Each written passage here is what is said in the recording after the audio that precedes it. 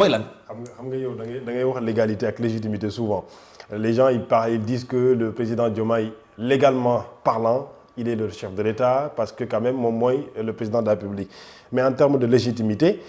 ñu bëri ñu ngi poser ay questions ci lu jëm ci popularité ma ki ñoom seen parce que quand même face à Ousmane Sonko on ne débat pas sur ça est-ce que bëggul wax ne mobilisation bi ñu def ci meeting bi dafay wone que ne le président Diomaye est légitime. ku mënta dajale 20 000 personnes foo amee légitime ci population 19 millions de personnes en Fatou continuer tontu Al Amine laaj na la foofu dong laa bëggoon ñëw qu'est-ce que ça veut dire légitimité ñoom légalité dong am ñu légitimité. la bataille de la légitimité lancée. waaw comme je pense que Mansour wax na lu ci ëpp solo c'est juste pour dire que les Sénégalais n'ont pas voté Maître Ablaye Tine. Les Sénégalais n'ont pas voté Mansour. Aminata Touré. Les Sénégalais n'ont pas voté Abdourahmane Diouf. gis nga man sama gëm-gëm mooy nit lépp lu mu nangu nit luñ ko teg da ko nangu. nit lu mu def moom la bëgg. lu mu nangu c'est dafay yomb trop qu'on se cache Mansour pour dire que ñii di def nii dañuy def comme si dañuy def rek parce que daf leen neex non dañuy def parce que dafa am ku koy cautionner dañuy def parce que dafa am ku ko légitimer. dañuy def parce que dafa am koo xamante ne moo leen wax def leen nga def s'il avait sifflé la fin de la récréation on n'en serait pas là beneen bi Alamine Senghor mooy li ma waxoon je le répète aujourd'hui que ça soit Aïda Mbodj que ça soit Aminata Touré bi coow lu jógee dama ne elle constitue l'arbre qui cache la forêt aujourd'hui que ça soit Abdourahmane Diouf Mansour Maître Abdoulaye Tine Aminata Touré Serigne Gueye Diop il constitue l'arbre qui cache la forêt xam nga bu mbir mi lan la mooy dafa am koo xam ne dafa toog ci bopp réewu Sénégal sénégalais yi voteel ko parce que dafa am lu ñu jaayoon Sénégal muy le 24 mars jox ko pour la première fois dans l'histoire politique du Sénégal 54% moo boobu may utiliser naan une aspiration profonde au changement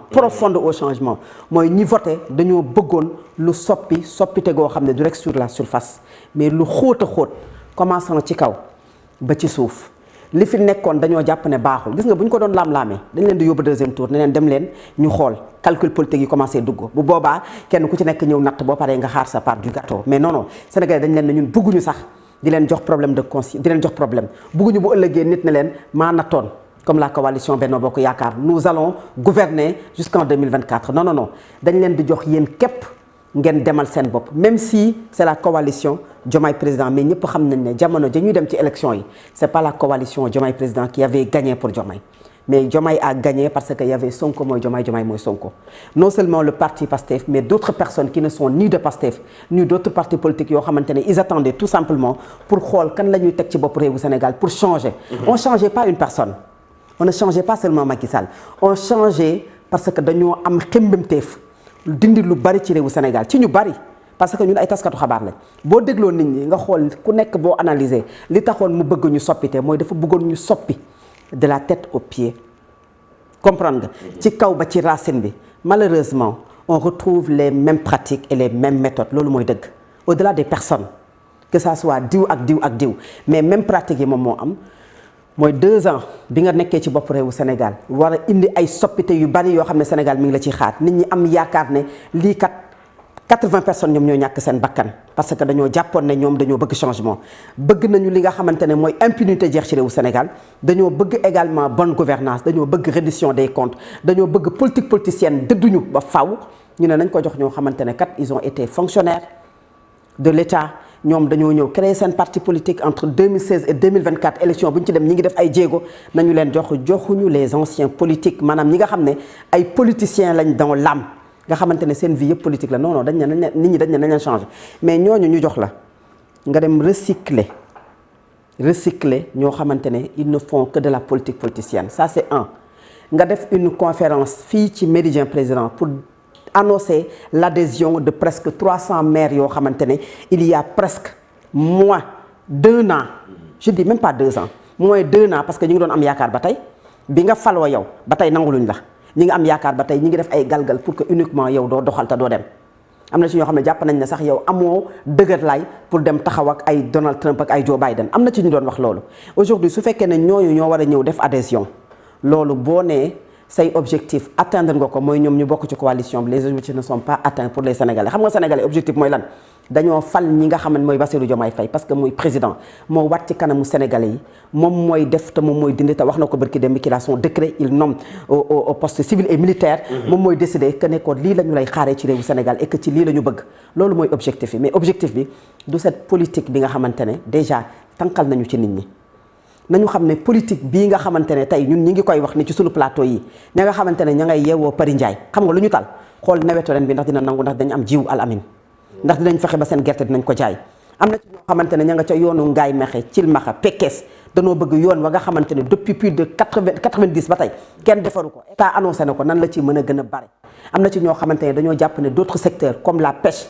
nan la sunu ndaw yi nga xam ne dañuy napp fii ci Yaraax te yenn saa yi ñu jël gaal gi dem biti réew dem def immigration clandestine nan la ñu fexee ba toog ci réewu Sénégal tekk ci réewu Sénégal ñi nga xam ne ay góorgóorlu lañ di faj seeni soxla te nit ñi duñu tàllal loxo te duñu ñaan gi bari na tàllal loxo yi bari parce que nit ñi dañu amul et loolu la ñuy xaar maintenant c'est une coalition boo xamante ne wax ji moom mooy ñii ci nekk nii yëpp ñoom également dañuy def politique te nag gis nga politique mënuñu leen ko sax bañal Mansour te mënuñu leen bañal ñu am stratégie mais ñun dénkuñu leen les Sénégalais dénkuñu leen ñoom li ñuy def nii ils sont dans leur rôle léegi nag nañ koy defee ndax baax na wala ndax baaxul loolu ku ci nekk mën nga ci débat la coalition li ci am rek moom mooy li ma ne la coalition Benno Bokk Yaakaar ni mu résister la coalition Diomaye président bu góorgóorluwul mën na ko bañ a résister parce que la coalition Benno Bokk Yaakaar dafa amoon un parti politique bu ko porté muy APR malheureusement Diomaye n'a pas de mouvement politique ni d'appareil politique parce que appareil bi nga xam ne ca la bokk te moom nekku fa leader mooy Pastef te de plus en plus ñuy gis mooy il est plus visible à côté ci wetu coalition Diomaye président que ci wetu partem et la preuve mooy les dernières sorties ñi mu bokkal ak moom sa sortie bi mu def avec les journalistes donc moom amul mouvement politique amul appareil politique loolu dafay nekk benn blocage aujourd'hui parti bi day mel ne la coalition Diomaye président benn nit moo koy doxal moom mooy noyau bi muy Aminata Touré qui a déjà son mouvement et qui a été au devant dès le départ mais nag boo seetloo tamit da ngay gis ne y a une redistribution des cartes la nomination de Maître Abdoulaye Tine elle n'est pas fortuite sur le plan institutionnel il est aujourd'hui le porte-parole de la présidence beneen bi mooy sur le plan politique il est de plus en plus très actif ci li nga xam ne mooy coalition Diomaye président te loolu day wàññi doole Aminata Touré ci biir coalition bi et même sur le plan politique et même sur le plan institutionnel parce que léegi nag loolu mooy tax ngay gis ne même ñeneen ñi nga xam ne dañu ci bokk noonu ku ci nekk également da ngay def une guerre de positionnement ñoom ponkal yi d'abord ñoom leaders yi parce que tey xel yi yëpp moom mooy y aura un remaniement à Lamine Senghor loolu la ñuy xaar saa bu ñu xëyee dañu ko ñu bari ci Sénégalais yi am na ci ñoo xam ne loolu la ñuy xaar parce que jàpp nañu ne aujourd'hui entre les deux hommes xëy na Rousset moo fi des mais du ci bari doxatul léegi nag il faut se positionner personne du cracher sur un poste de premier ministre ci ñi nga teg nii yëpp ci photo yi am Mansour kenn du ci cracher sur un poste de premier ministre et les ministères de souveraineté et loolu moom moo indi cette guerre de positionnement léegi nag bu jógee ci kaw dafay wàcc ba ci suuf moom ngay gis ne à la veille de la conférence du vote de la modification de la loi en ses articles L29 L30 ay nit di xeex ci conférence de presse bi jàpp ne aujourd'hui on privilégie la coalition le mouvement Mimi 2024 ci ay postes stratégiques yoo xam ne jox nañu leen ko ci biir coalition bi délaissé ñeneen ñi nga xamante ne dañoo ñëw bokk te bokk bi yëpp pour seeni intérêt la xam nga yu mel nii bu taxawee nga xamante ne da nga naan boo moytul fii ak weer fii ak ñaari weer dina am ñoo xam ne dañ tëb ci seen ay poste man dinañ ma dugal parce que loolu moo commencé xew de plus en plus Bassirou Kébé bi mu génnee quelqu'un de la coalition Diomaye président lañ fa teg ki nga xam ne moom mooy Ousseynou bañ ko wàccee Maître Abdoulaye Tine lañ fa teg keneen ku ñu wàccee fa ñu koy jëlee duñ ko jëlee Pastef ku ñu wàccee Pastef dañuy jël coalition Diomaye président léegi yow boo xamee loolu tu te positionnes et positionnement fu mu amee intérêt am fa intérêt fu mu amee xeex am fa xëccoo am fa loolu moom laa ne pour ñu survivre loolu du yomb parce que ñoom ñëpp en quelque sorte et loolu sax c'est normal on fait de la politique parce que da nga am ay gains yoo ci bëgg mais sóoraale sénégalais yi xam ne actuellement nii ils ont des priorités et les priorités sont ailleurs et je pense que loolu moom moo war a nekk aujourd'hui ndëgër laay le président Bassirou Diomaye Faye moom bilan wam képp mënoon na su ko neexee mu taxawal bilan wam boo xamante ne sénégalais ba boobaa wala moom ki mu bokkal muy Ousmane Sonko ñoo naan koy ñun kat xool nañu ba xool waaye yow la ñu tabaat nga jiite. Autant également il peut faire comme Medvedev nga xamante ne tey Poutine a été moom dafa nekk président de la République ñëw aujourd'hui nekkat premier ministre ci loolu ci seen gestion bu dëggu bu ànd boo xamante ne sénégalais yi ñoo ciy d'accord ba jox leen ko il n'avait même pas besoin de faire tout ça non seulement c'est prématuré le timing pose problème beneen bi mooy tànqal bi ñuy tànqal nit ñi ci politique il nous impose même ce débat politique bi ma doon wax keroog parce que journalistes yi li ñu naan les trains qui arrivent à l'heure à la limite ne les intéressent pas ce qu'ils veulent mooy vendre et pour vendre lan ngay def tu parles politique matin midi soir au moment où am na yeneen yoo xam ne soxla nañ mais bu ñu cee wax tamit ñu fàttali leen que ne la politique je le répète ici elle est d'abord morale avant que muy nekk ay calcul politique et les Sénégalais quand même votent utile et attendre moment bi nga xamante ne c'est opportun pour ñu tànn kan la ñuy jot réewu Sénégal ak kan moom moo koy jëte gis nga bëgg a xëccoo liñ naan xool asamaan jarut bu xante ma suur parce que foo nekk di nga ko gis bu la xool dong taxee jóg. bu la xool kese taxee jóg léegi nag boo ci defee yeneen calcul aujourd'hui après man je me suis dit que su fekkoon calcul politique Alamine Senghor et je termine par là su fekkoon calcul politique moom mooy tax nit jot réew kon Macky Sall du wàcce ci réewu Sénégal ba 17 juillet mënu la woon a wax ne il sera candidat ou pas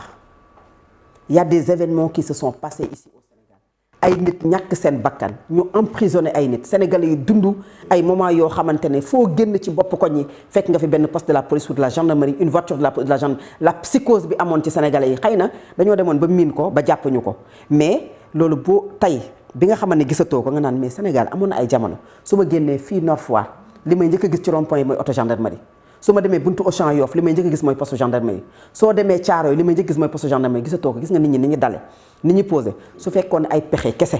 moom mooy tax nit yor réew kon je pense que Macky Sall du jóge ci réewu Sénégal stratégie politique su fekkoon ne moom mooy tax nit yor réew kon je pense que ne ñoom duñu jot ci réew mi et que en 11 jours de campagne électorale il va jamais gagner le Sénégal parce que d'abord boo weesoo li nga xam ne mooy nguur yàlla moo koy joxe beneen bi moom mooy les Sénégalais sont assez matures pour choisir le moment opportun. léegi moom xoolal ma Libération la mu wax tey ci mbirub góor jigéen yi foofu ñu yëy ci yàbbi nag ndax daanaka bokk na ci li nga xamante ne gën naa soxal réew bu Sénégal ci lu jëm ci xeex bañ ca war a def sumb ko gendarmerie bu Kër Massar ñu ngay wéyal seen i jéego daanaka ñañ ca jot teg loxo fi mu ne nii lim nga léegi mu mat téeméeri nit ci biir réew bu Sénégal téléphone As Dione waxati na ci Libération Alaaji Mansour ak dossier bi nga xamante ne moo ñeel mbirub góor jigéen yi kon Libération ñëwaat na ci ndigi tey yëral ma ko mu ngi noonu ci kaw.